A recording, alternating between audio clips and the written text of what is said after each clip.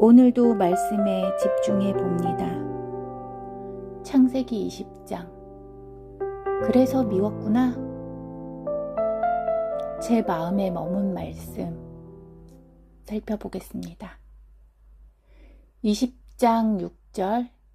내가 온전한 마음으로 이렇게 한 줄을 나도 알았으므로 너를 막아 내게 범죄하지 아니하게 하였나니. 아니, 하나님과 그렇게 다정하게 이야기를 나누어 놓고서는 아브라함은 또 사라를 누이라고 속입니다.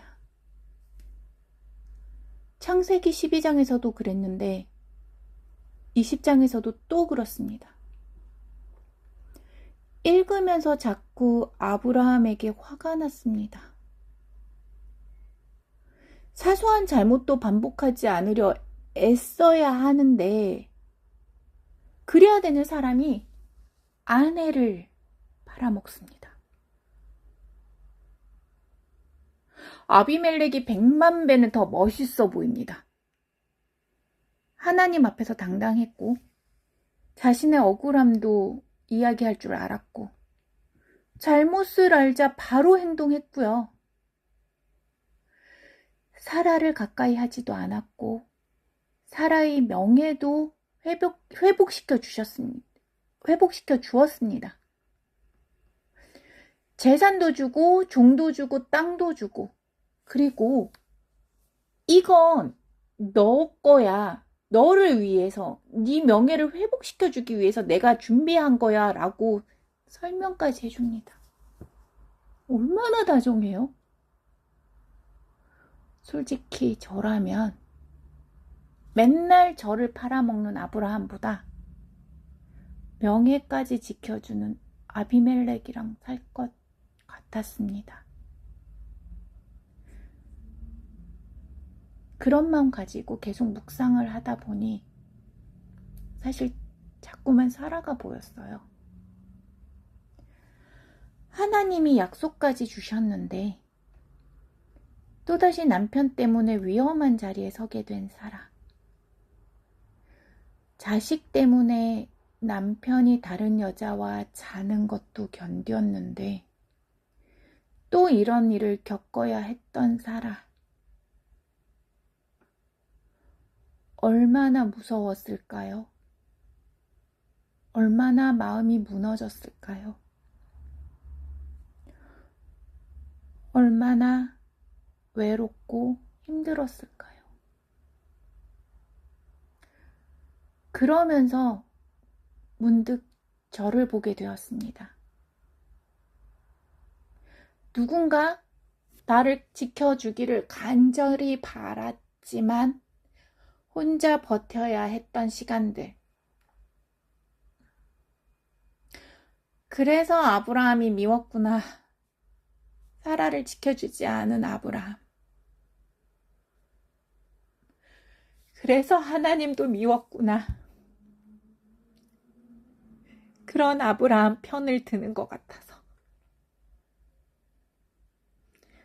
그런데 제 생각은, 저의 묵상은 여기서 끝나지 않았습니다. 어느 순간 아브라함도 보이기 시작했습니다. 나를 지키려고 했던 선택들, 내 아이들을 지키려고 했던 선택들, 그리고 내 맘대로 살면서 저질렀던 실수들, 지금도 후회되는 그 순간들. 아, 그래서 아브라함이 미웠구나. 꼭 나 같아서.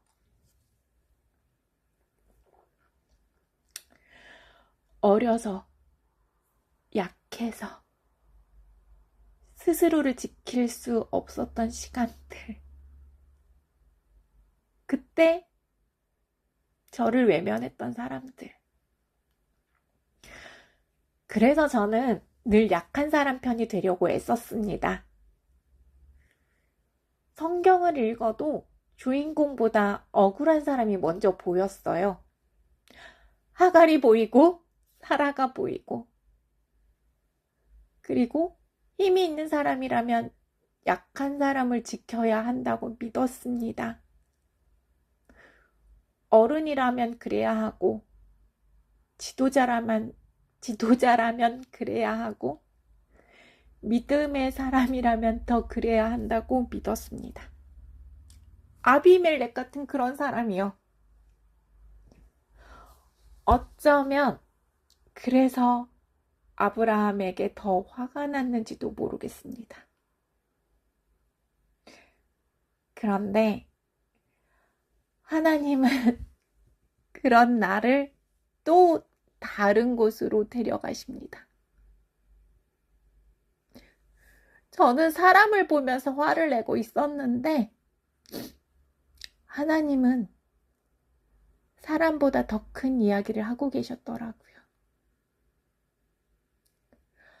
아브라함은 흔들렸습니다. 그런데 하나님은 흔들리지 않으셨어요. 아브라함은 두려워합니다. 그래서 거짓말도 하고 속이고 합니다. 그런데도 하나님은 약속을 포기하지 않으셨습니다. 상처받은 사람도 놓지 않으시고 실수한 사람도 포기하지 않으시는 하나님. 솔직히 그 하나님을 보니까 안심이 되었습니다. 이번 말씀을 읽으면서 내가 어떤 사람이 되고 싶어 했는지, 그리고 어떤 사람이 되어야 하는지 다시 생각하게 되었습니다.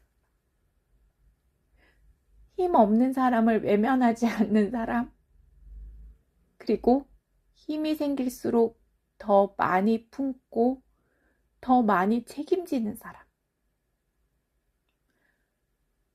말씀을 읽으며 저는 또 저를 만났습니다. 그리고 그런 저를 붙들고 계시는 하나님을 만났습니다. 어쩌면 묵상은 성경 속 사람을 이해하는 시간이 아니라 말씀을 통해 나를 만나고 그 나를 향한 하나님의 마음을 알아가며